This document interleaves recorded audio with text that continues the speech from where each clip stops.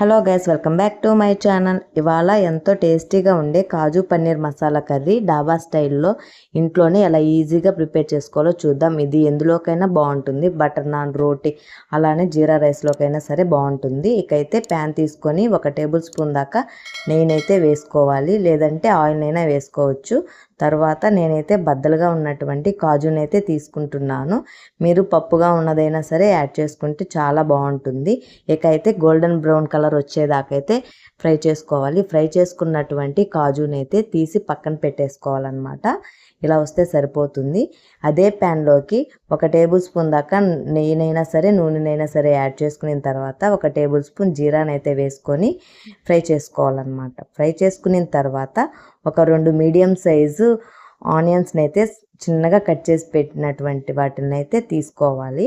తీసుకున్న తర్వాత వీటిని కొంచెం సేపు ఫ్రై చేస్తే సరిపోతుంది. ఫ్రై చేసిన తర్వాత ఒక పెద్ద సైజు పచ్చిమిర్చిని అయితే యాడ్ చేసుకోవాలి. యాడ్ చేసుకొని బాగా ఫ్రై చేసుకోవాలి. గోల్డెన్ బ్రౌన్ కలర్లో రావాలన్నమాట ఆనియన్స్ అనేవి, అప్పుడే టేస్ట్ బాగుంటుంది. అలా వచ్చిన తర్వాత 1 టేబుల్ స్పూన్ అల్లం వెల్లుల్లి పేస్ట్, అలానే 1 టేబుల్ స్పూన్ కొరియాండర్ పౌడర్, తర్వాత 1 టేబుల్ స్పూన్ దాకా జీలకర్ర పొడి, అలానే గరం మసాలా, కొంచెం టేస్ట్కి సరిపడేలా సాల్ట్ని, కొంచెం 1 టేబుల్ స్పూన్ దాకా కారం, తర్వాత కొంచెం పసుపుని వేసుకొని బాగా ఫ్రై చేసుకోవాలి. ఇలా ఫ్రై చేసుకున్న తర్వాత అయితే ఒక 2 మీడియం సైజు టమోటాలు అనేది ఇలా ప్యూరీ చేసి పెట్టుకోవాలి.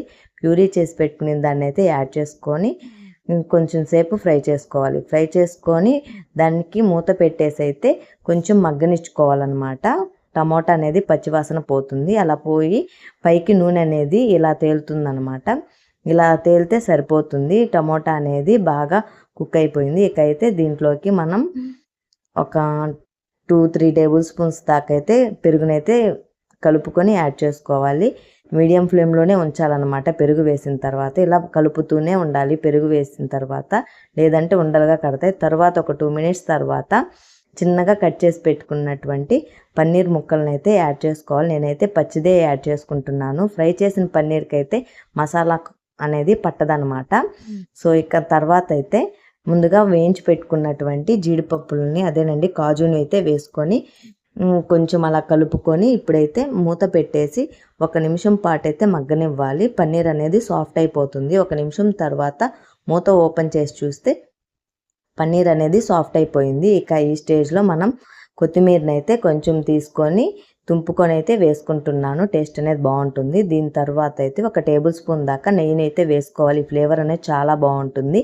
ఇకైతే వీటిని ఒక 2 మినిట్స్ పాటు అయితే కలుపుకోవాలన్నమాట. ఇక మన కర్రీ అనేది రెడీ అయిపోయింది. డాబా స్టైల్లో కాజు పన్నీర్ కర్రీ అయితే రెడీ అయిపోయింది. దీన్ని అయితే సర్వింగ్ బౌల్లోకి అయితే తీసుకుంటున్నాను.